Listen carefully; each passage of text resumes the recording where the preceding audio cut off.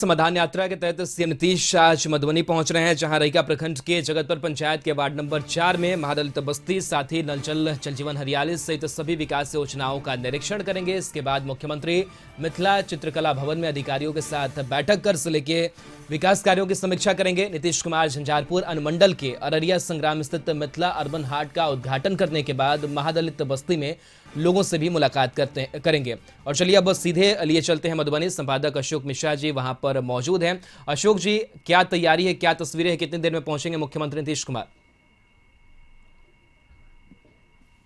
देखिए राहुल, मुख्यमंत्री नीतीश कुमार पटना से रवाना हो चुके हैं। उनके साथ वित्त मंत्री विजय कुमार चौधरी भी हैं और कुछ देर के बाद ही मुख्यमंत्री मधुबनी पहुंचेंगे और फिर जगतपुर पंचायत के वार्ड नंबर 4 से उनके कार्यक्रम की शुरुआत होगी।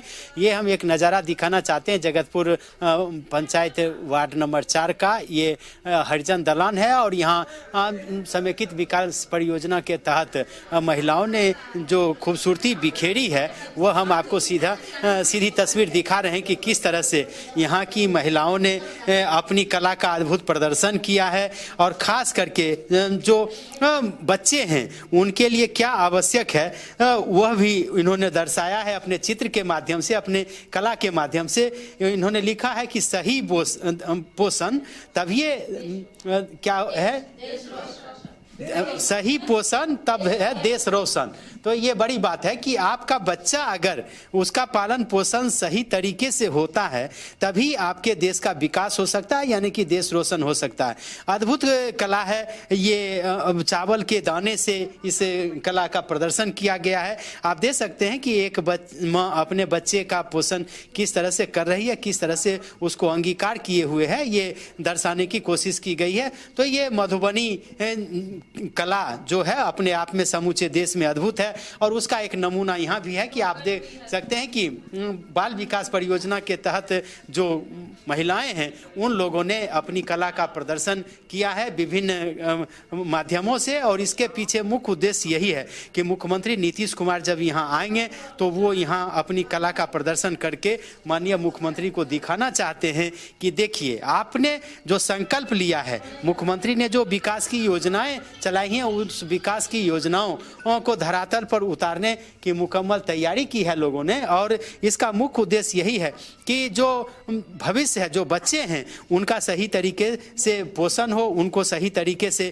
उनका पालन पोषण हो ताकि राज्य समृद्ध हो सके, देश समृद्ध हो सके। हम इन लोगों से थोड़ी बातचीत भी करेंगे कि आखिर इन लोगों के इस प्रदर्शनी का उद्देश्य क्या है, क्यों ये प्रदर्शनी करना चाहती है, क्या उद्देश्य है, क्यों आपने लगाया ये स्टॉल।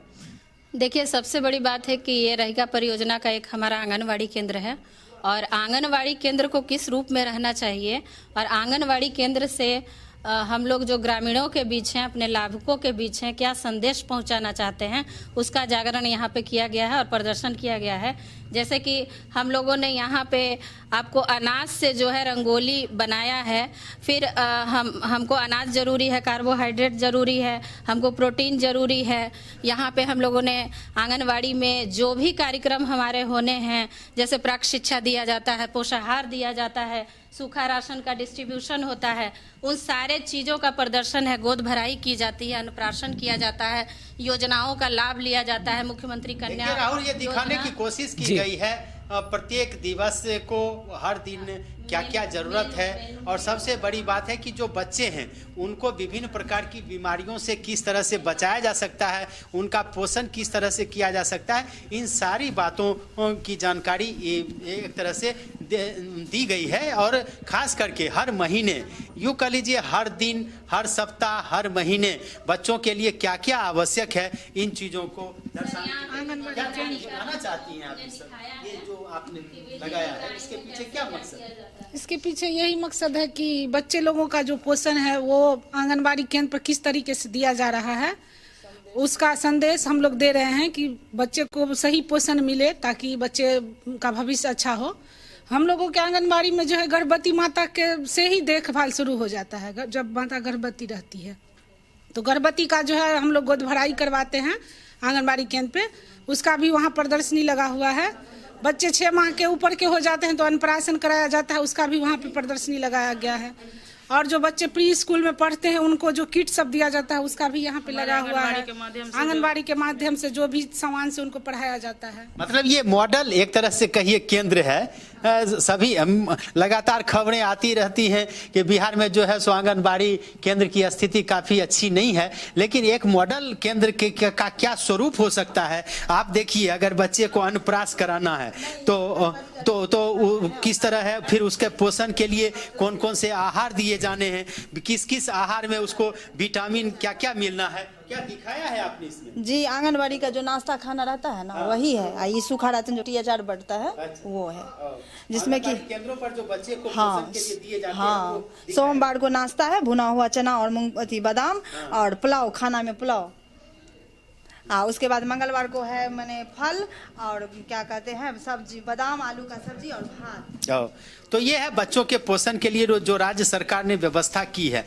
उसकी जमीनी हकीकत क्या है वो तो सभी जगहों पर जाकर देखने को मिलेगा, लेकिन यहाँ मुख्यमंत्री के आगमन को लेकर के जिस तरह से आंगनबाड़ी केंद्र को सजाया गया है, ये देखिए, ये इस पोखरे का जीर्णोद्धार किया गया है। यहाँ पे मुख्यमंत्री आएंगे तो फिर इसमें मछली भी छोड़ेंगे, यानी कि हेचरी भी यहाँ पे छोड़ा जाएगा इस पोखर के लिए, तो इसको भी दुल्हन की तरह सजाया गया है। और फिर हम आपको दिखाना चाहते हैं कि यहाँ पे आकर के देखिए कि कुछ ऐसे व्यवसाय भी देहाती इलाकों में अब शुरू हुए हैं जिसको आप काफी महत्वपूर्ण मान सकते हैं। यानी कि शहरों के जो बड़े मकान हैं या आलीशान बंगले हैं, उस बंगले में रंगीन मछलियां रखी जाती है बड़े लोगों के द्वारा या घर को सजाने के लिए, उसकी भी व्यवस्था यहाँ पर है। और देखिए कि यहाँ पे रंगीन मछलियां रखी गई हैं और अब कहा जाता है कि ये जो कारोबार है ये काफी कहा जाता है कि बिहार में लगभग 100 करोड़ से ज्यादा का ये कारोबार है।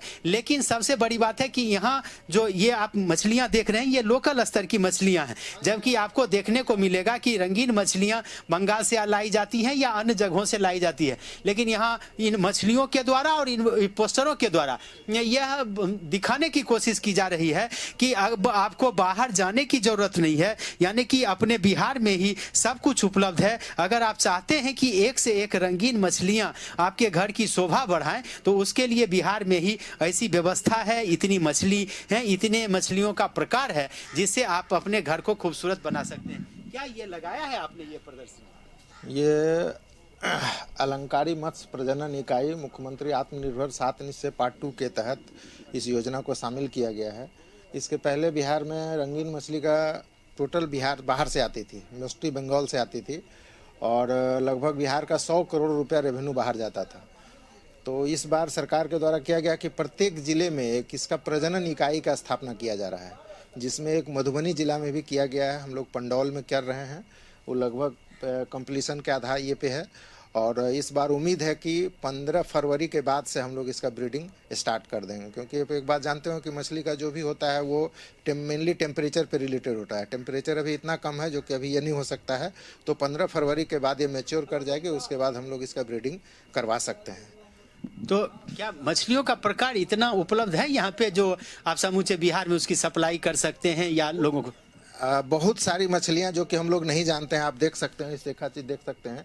इतनी मछली जो कि हमारी लोकल मछली है, ये भी एक्वेरियम मछली, एक्वेरियम फिशी कहलाती है और अच्छे दामों में बिकती है। हम लोग जानकारी के अभाव में ये नहीं कर पा रहे हैं। देखिए ये सब जितनी भी मछली है सब रंगीन मछली है, इसका भी हम लोग इस एक्वेरियम में पालन कर सकते हैं। तो ये यही है राहुल, आप देख सकते हैं, ये तस्वीरें देख सकते हैं किस तरह से ये खूबसूरत मछलियां हैं और वह भी बिहार की मछलियां हैं, देहाती इलाकों की मछलियां हैं जो एक्वेरियम की शोभा बढ़ा रही हैं। और इस तरह की मछलियां जो देख लीजिए मिथिलांचल में पाए जाने वाली मछली हैं, वो भुन्ना है, भुन्नी है, पोठा है, खेसरा है, कौवा है, चन्ना है, ढलई है, भुल्ला है, पेटफुल्ला है, यानी कि ढेर सारी मछलियां ऐसी हैं जिसको आप अपने घर में उसकी शोभा बढ़ा सकते हैं रख करके एक्वेरियम में। आपको कहीं बाहर जाने की जरूरत नहीं है, ज्यादा पैसे खर्च करने की जरूरत नहीं है और इनके पालन पोषण में आपको ज्यादा परेशान होने की भी जरूरत नहीं है। जी चलिए, बिल्कुल शुक्रिया बहुत बहुत अशोक जी तमाम तस्वीर और तमाम जानकारी के लिए। तो चलिए एक बार फिर से लौटेंगे खबरें खटाखट पर।